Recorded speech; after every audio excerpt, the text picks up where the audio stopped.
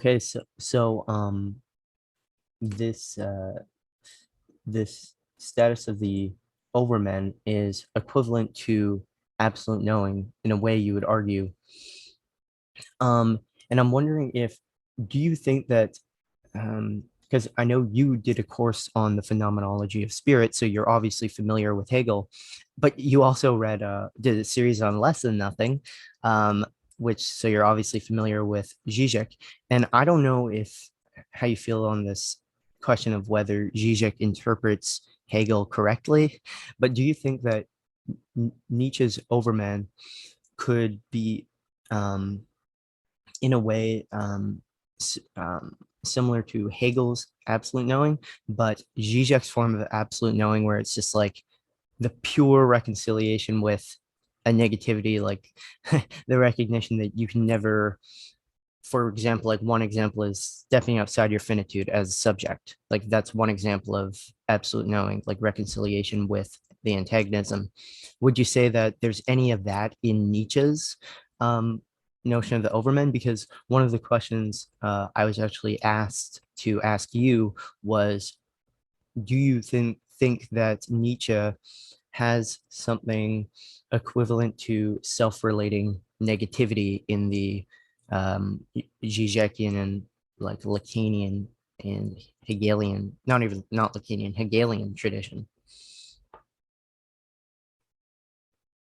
Um, so yeah, I think so. This is again, very, very important. So my reading of both all, let's take all of these figures together. Hegel, Nietzsche, and Zizek, and in this, taking these three figures together, I do think it should be emphasized that the work on including Nietzsche within this sort of philosophical horizon is, I think, new territory. It's not something that Zizek explicitly does. It is something that one of Zizek's closest collaborators, Alenka Zupancic, has tried to work on. She's written a book on Nietzsche. And Lacan does sort of refer to Nietzsche in ways that I interpret as synergistic, in which they build on each other.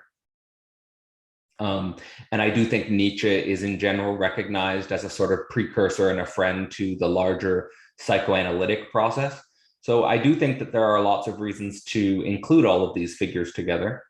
But as it relates to like your specific question here, is there sort of this pure reconciliation with negativity in Nietzsche, as it relates to how you defined it in terms of a recognition that you can never step outside of your finitude as a subject? I do think that I see this move both explicitly in Hegel in the preface. Any meaningful like the paradox in Hegel is that any meaningful engagement with infinity has to be done from the standpoint of finitude.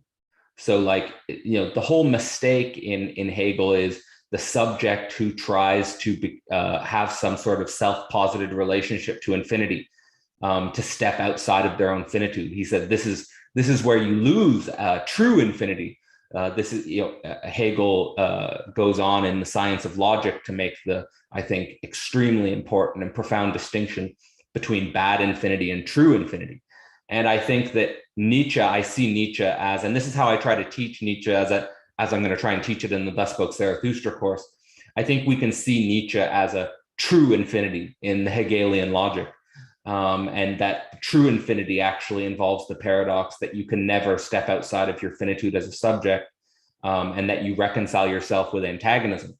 And I think that there are many examples in Thus Spoke Zarathustra where we can see the Overman as precisely this figure.